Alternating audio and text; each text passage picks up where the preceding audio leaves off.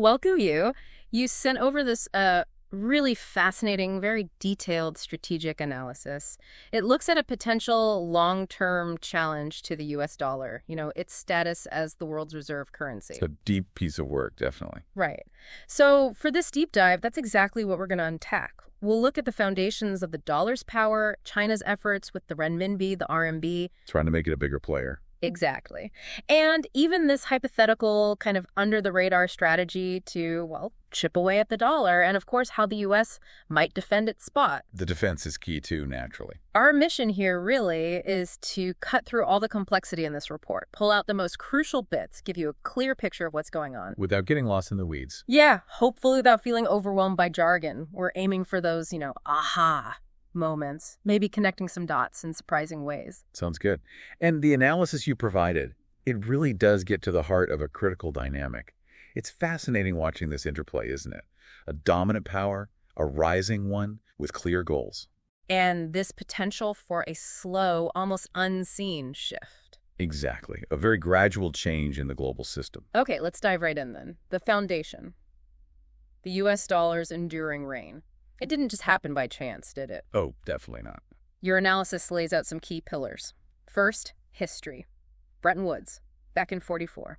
That linked currencies to the dollar, which was linked to gold. That's the one. Yeah. It created this huge demand for dollars right off the bat, the main currency for international deals. So it kind of built in demand from the start? Pretty much. Laid the groundwork. And even after Nixon cut the gold link in '71. Right, that was a big moment. Huge. Yeah. But the habits were set.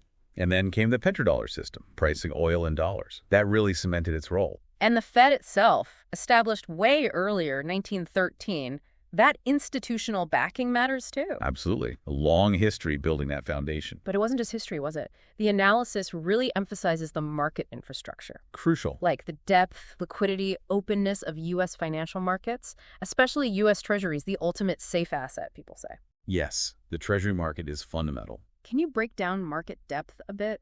Why is that so vital? Sure.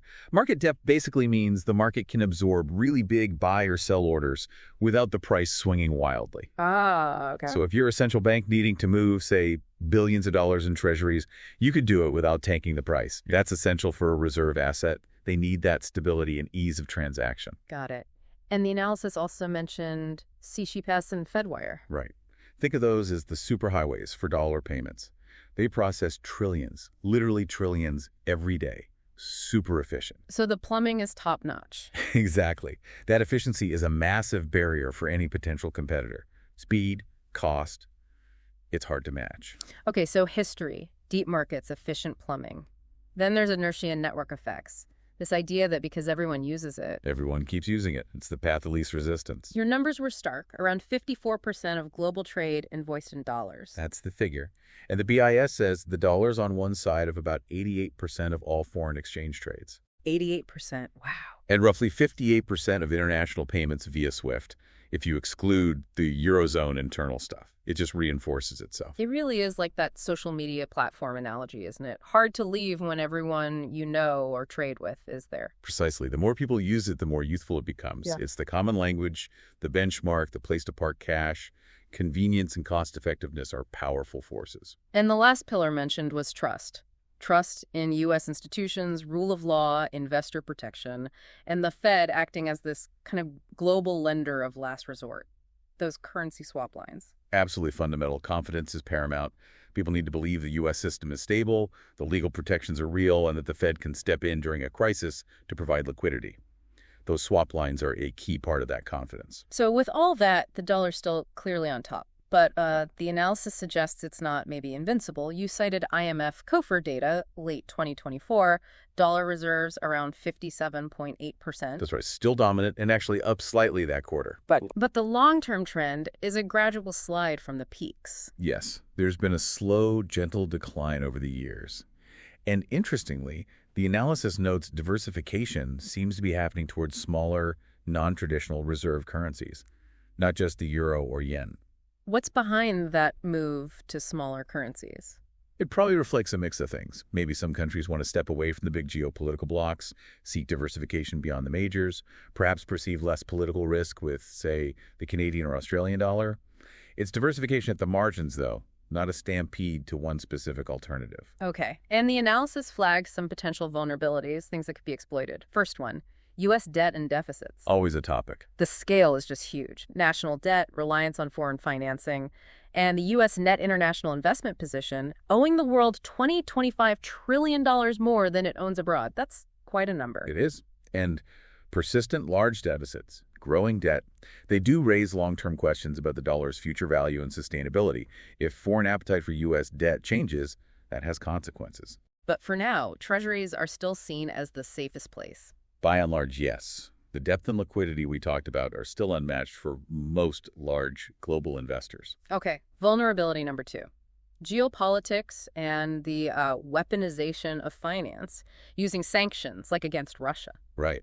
A very powerful tool. The analysis suggests this pushes countries to look for alternatives, right?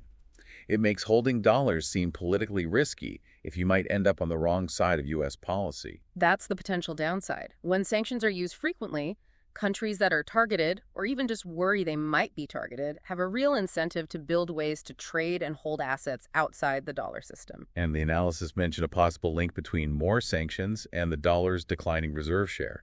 Like debt and sanctions feed off each other. It's a plausible connection explored in the analysis. The idea is that sanctions risk might make holding large dollar reserves seem less prudent, especially when coupled with concerns about U.S. debt levels. It potentially erodes that perception of the dollar as a completely neutral asset. It adds a political risk layer on top of the economic one. Exactly. And the final vulnerability mentioned, a possible erosion of trust or confidence. Things like high debt, political polarization in the U.S., abrupt policy shifts. All potential factors. Even the internal U.S. debate, is dollar dominance actually good for America? The exorbitant burden idea. And you noted cases where the dollar weakened during risk-off events, which is unusual. That's a subtle but significant point. The dollar is usually the safe haven. If that behavior changes, even occasionally, it might signal shifting perceptions about U.S. stability or policy predictability. And the internal debate matters too. It could. If the U.S. itself starts questioning the benefits and focuses less on actively supporting the dollar's global role, that could unintentionally weaken its standing over time.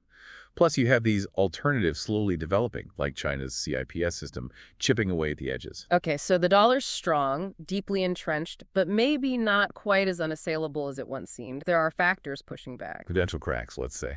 Right. Now let's shift focus to China's strategic push. Internationalizing the renminbi, the RMB. The analysis lays out their motives pretty clearly, reducing dollar reliance. Almost like financial war prep, as some might frame it. Elevating the RMB's status, getting seniorage benefits that profit from issuing currency. And pushing domestic financial reforms, too. But the analysis stresses their official strategy is gradualism, slow and steady. That's crucial. They know displacing the dollar is a monumental task. So it's step-by-step, building blocks, focusing on areas where they have leverage. And they've been busy building that ecosystem. Promoting RMB in trade settlement is one area. Yes, lots of bilateral deals. Russia, Saudi Arabia, Brazil, Argentina. And within things like the Belt and Road Initiative, BRICS plus RRCP. Exactly. Targeting partners, commodity suppliers, regional blocs. And the analysis noted China's own trade settled in RMB is up significantly, maybe close to 40% by late 2024. That does sound like a big jump. It is. Bypassing the dollar and bilateral trade cuts exchange risk builds ties. And given China's huge trade volume, even small percentage shifts add up to a lot more RMB being used internationally. Often it's with countries that also want to reduce dollar dependence. Okay, second part of the ecosystem. Those bilateral currency swap lines. A huge network. Massive.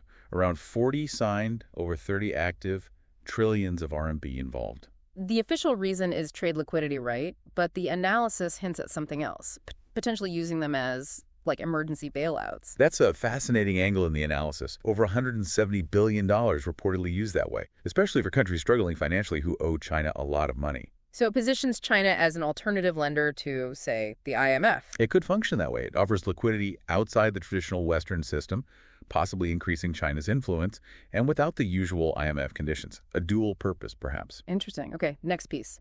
CIPS, the Cross-Border Interbank Payment System, launched in 2015. The intended alternative to CCHEPS and SWIFT for RMB transactions. Volumes growing RMB 123 trillion in 2023, over 1,600 participants. But still small compared to TIPS. Much smaller.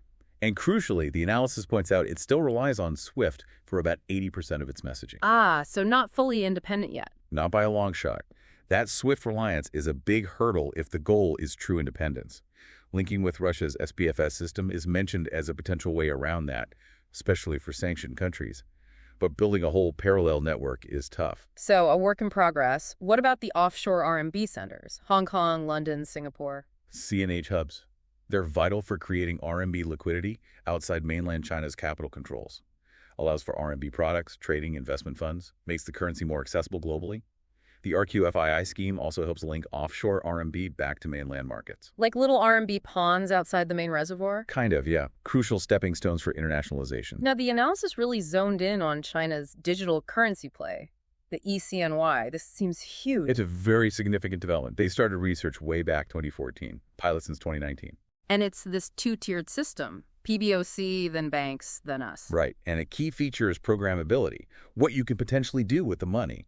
Domestic pilots are massive now, huge transaction volumes.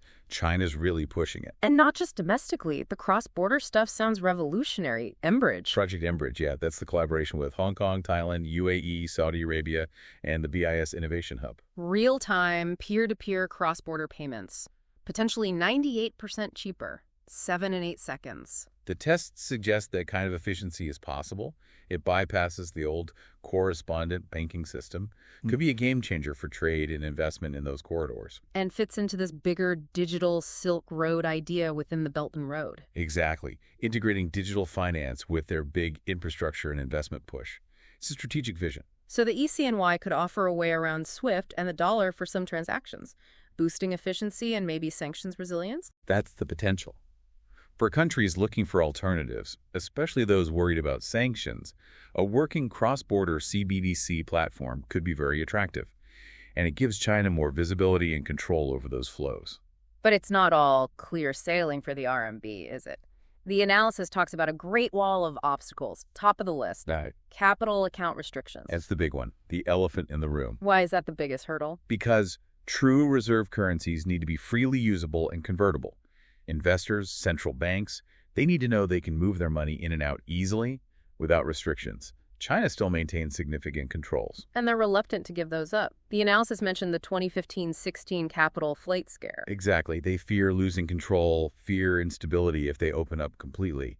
But that control directly conflicts with what's needed for full internationalization. It's a fundamental tension. So they can't really have both. Right. Full control and a top global currency. It's incredibly difficult, often called the internationalization trilemma. You likely can't have full international use, exchange rate stability, and tight capital controls all at once. Something has to give. Okay, what other obstacles? The managed exchange rate. Right. The PBOC sets a daily rate, limits trading within a band. It's not free-floating like the dollar or euro. That lack of a market-driven price can deter some users, adds uncertainty. Makes sense. And market depth, still lagging the U.S. Significantly. China's markets are growing fast, no doubt. Bond Connect helps foreigners access bonds. But overall depth, liquidity, the range of sophisticated financial instruments, transparency, still a long way behind the U.S. Concerns about the banking system's health persist too. And finally, trust and transparency issues. Yeah, this loops back to the confidence factor.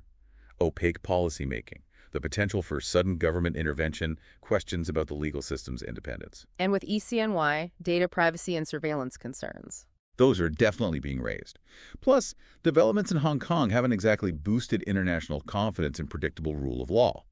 Trust is hard-won and easily lost for a reserve currency issuer. So that trilemma, again, wanting internationalization, stability, and control, seems to put the RMB on a constrained path. It creates inherent limits on how far and how fast the RMB can realistically rise, at least under the current policy framework. Okay, this leads us to a really thought-provoking part of the analysis, this hypothetical, covert de-dollarization playbook. Emphasizing the hypothetical nature, yes. Right, a multi-decade thing, overlapping steps, not democratic states thinking long-term. Exactly.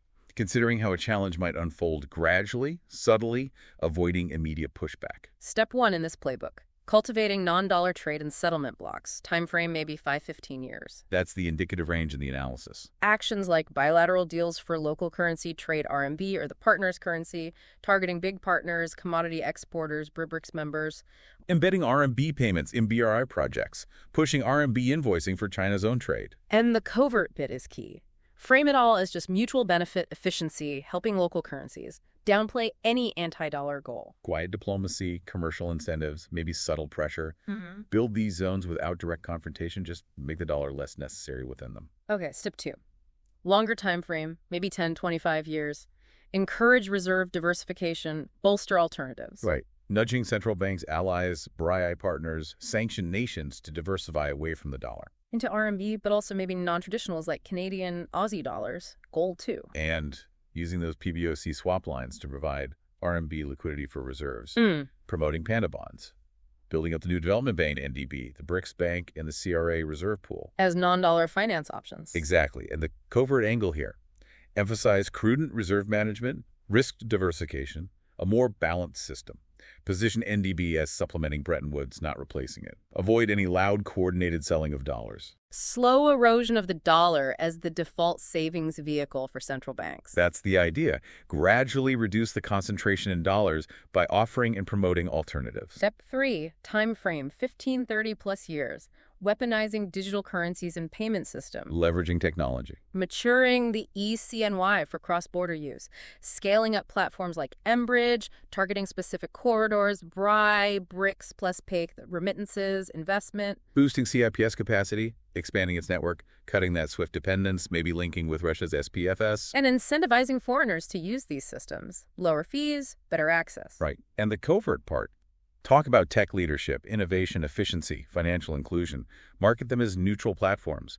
Build network effects slowly. Don't challenge SWIFT chips head-on initially. Influence technical standards behind the scenes. Create an alternative financial network that just happens to bypass the dollar. Essentially, attract users by being better, faster, cheaper for certain things. And the final step, very long game, 20, 40 plus years. Eroding influence in international financial institutions. Reshaping the architecture. Increase China's clout within the IMF, World Bank, but also pump resources into parallel bodies, NDB, AIIB. Offering competing finance, different policy advice, maybe different conditions attached, shaping norms around things like digital currency. And the covert element. Yeah. Frame these alternatives as complementary, filling gaps like infrastructure finance. Use South-South cooperation language. Avoid direct confrontation initially. Slowly build parallel structures and shift influence away from the traditional Western-led institutions. A very long-term strategic goal. And the analysis stressed these steps aren't sequential, they overlap, create momentum. Exactly. Synergistic. Progress in trade settlement helps reserve diversification, which helps digital currency adoption, and so on. But setbacks in one area could also stall others. It's complex, dynamic. Okay, so if that's the hypothetical challenge, what about the U.S. defense? The analysis says political will in the U.S. is crucial. Absolutely foundational. You need consensus that defending the dollar's role is strategically important. What are the tools? Monetary policy first. Interest rates. Standard tool. Managing inflation. Influencing how attractive dollar assets are. Prudent policy maintains credibility. The currency swap lines again? You stress trust and neutrality there. Hugely important. They're a global backstop, but they rely on being seen as a neutral tool for trusted partners in a crisis, not a political lever. Debt management, keeping the treasury market deep, liquid, predictable. The FEMA repo facility was mentioned. Right. Treasury management is key to keeping that market attractive for global reserve holders. FEMA provides a liquidity backstop for foreign central banks holding treasuries. And sanctions. The tricky one. Weighing effectiveness versus potentially pushing countries away. It's a very delicate balance. Overuse could backfire long-term by accelerating the search for alternatives. What about capital controls for the U.S.? The analysis seemed skeptical. Generally seen as counterproductive for a reserve currency issuer. It signals weakness, undermines the openness that's key to the dollar's appeal, maybe highly targeted measures in extreme cases, but broad controls seem unlikely and damaging. Okay, beyond monetary tools, geopolitical levers. Diplomacy, alliances. Reinforcing the U.S.-led system, giving allies reasons to stick with the dollar framework, but the analysis also warns unilateral U.S. actions could strain those same alliances. Need to keep allies on board. Absolutely. And fundamentally reinforcing the U.S. market's own attractiveness, sustainable growth, innovation, rule of law, open markets, stable economy. That's the bedrock. What about the digital challenge? The U.S. response to things like ECNY, a digital dollar. The U.S. is exploring it. Fed Research, Project Hamilton, now Project Agora with international partners. But it's cautious. Needs Congress, lots of debate about privacy, role of banks. Contrasting sharply with China's speed, the analysis noted political headwinds, even prohibition talk in the U.S. Could the U.S. cede ground here? There's a definite risk. While caution is understandable, falling too far behind in developing future payment systems could mean losing influence over how global standards evolve. It's a critical juncture. So other responses to ECNY, monitoring, maybe rules for U.S. users, engaging internationally on standards. A multi-pronged approach seems likely. Watching closely, setting clear rules, shaping international norms, and fostering domestic fintech innovation. Right, promoting private sector stuff, stablecoins, fintech, as maybe an alternative or complement to a Fed-issued CBDC. That's another potential pathway, leveraging private sector dynamism to keep the dollar ecosystem competitive. And this ties into that domestic debate you mentioned earlier, benefits versus costs of dollar dominance. The exorbitant privilege versus the exorbitant burden. Lower borrowing costs, geopolitical power, versus maybe a strong dollar hurting manufacturing, causing trade deficits? Exactly. Which view prevails in the U.S. will shape the political will to actively defend the dollar's global role. If the burden view wins out, policies might become less supportive. Fascinating. The analysis also looked back at historical parallels. Sterling. The British pound, yeah. The previous dominant reserve currency. Its decline after WWIR was gradual, right? Managed through international cooperation, BIS arrangements, U.S. guarantees. Yes, it wasn't a sudden collapse. There were mechanisms like the Sterling agreements to manage the transition, ease the burden on the U.K. Inertia also played a role, lack of a clear successor initially. But key differences from the dollar today. Big differences. The U.S. was a much clearer, economically superior successor back then. The U.K. was economically weakened post-war. The global financial system was structured differently. So parallels exist, but it's not a perfect map for today. What patterns do emerge from history, though? Inertia is powerful. Very. Challengers need specific traits: big stable economy, deep markets, convertibility, trusted institutions, established use. And crises can accelerate shifts. Wars, financial crises, maybe tech disruptions like CBDCs now. Absolutely. Shocks can shake things up.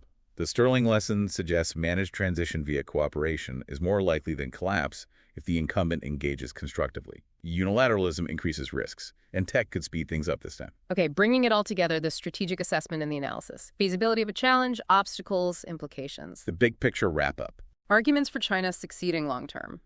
Economy size, trade weight, political will, building alternative infrastructure, CIPS, ECNY swaps, NDBA-IB, exploiting U.S. vulnerabilities, multipolarity trend. All valid points for the long run. Arguments against, especially near-term. Dollar inertia and network effects are huge. RMB's own limits, capital controls, market depth, trust issues. Lack of U.S.-style security alliances for China. U.S. defensive tools. Many still benefit from the dollar system, China's own economic headwinds. And the sheer scale difference in financial infrastructure right now. So the synthesis was complete dollar displacement, unlikely for decades. Highly unlikely in the next, say, 10, 20 years. But gradual erosion, a more multipolar, fragmented system. Plausible long-term, maybe 30-plus years, Right. especially with crises or U.S. missteps. That seems a more plausible scenario based on current trends. Not replacement, but a system where the dollar is still primary but coexists with a more significant RMB bloc and perhaps other currencies playing larger roles. And partial de-dollarization regional networks, specific trade, is more realistic than a full global flip. Much more realistic. Though even that presents challenges for China with its capital controls. A partially internationalized RMB under controls is tricky territory. And just to recap, the biggest hurdles for any de-dollarization push. RMB limitations we discussed: controls, convertibility, market depth, trust, dollar incumbency advantages, inertia, network effects, lack of a single credible alternative that ticks all the boxes, and the collective action problem getting everyone to switch is hard. Everyone have to coordinate, basically. Which is very difficult in a decentralized global system. And potential consequences if this challenge drags on. Financial fragmentation, instability. Those are definite risks. More fragmentation could mean less efficiency. Transition periods are often unstable. New, untested systems might bring new risks. Impacts on trade, investment, geopolitics. Significant shifts possible. Reduced effectiveness of U.S. sanctions. And impacts on the U.S. economy may be higher borrowing costs, inflation, forcing policy changes. So a lot of potential turbulence, even with a slow shift. Even gradual change in something this fundamental can have major ripple effects.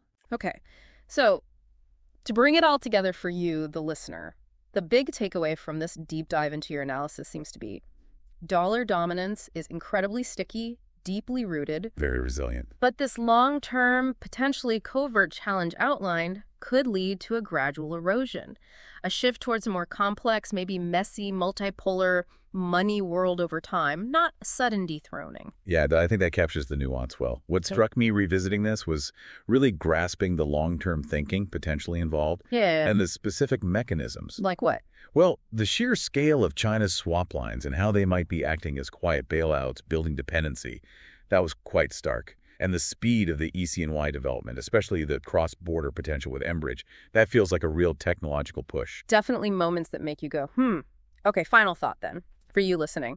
Given these long trends, these potential disruptions, what are the really significant shifts you should be watching for in the next few years? Policy choices, tech breakthroughs. Lots to keep an eye on. Absolutely. This deep dive really, it just scratches the surface.